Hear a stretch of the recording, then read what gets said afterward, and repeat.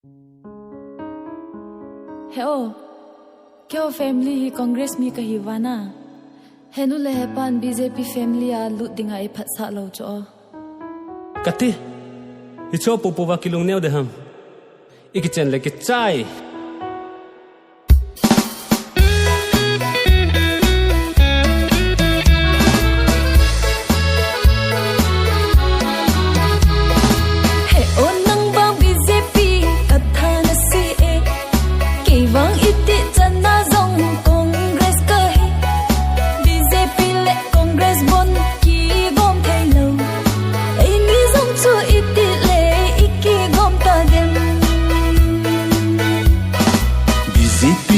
Ding dong leng bong ka hipoi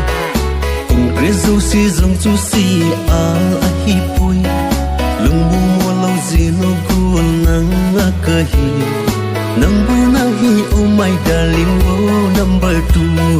number 2 number 1 nei tika he oh he no le he pa ka ki cha e hin la nei lo sit po le nang a ka hi tu lai pu so ho hi a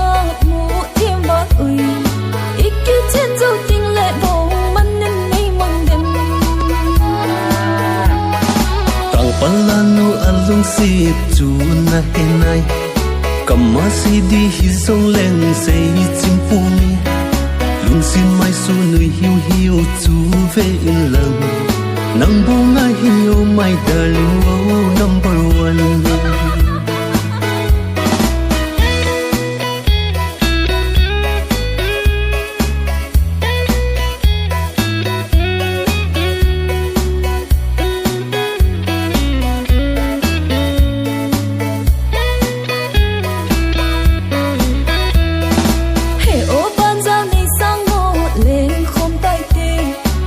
le khut ki tu in lam khom hi te na tu ni khu a lam lo chu lam lo a hi tu ni khu a bol lo chu bol lo a hi ta tu ni lung tu va pangin leng khom tai ti jing let mu le sangin ei hian ran tan ti tu ni khu a bol lo chu bol lo a hi tu ni khu a lam lo chu lam lo a hi tai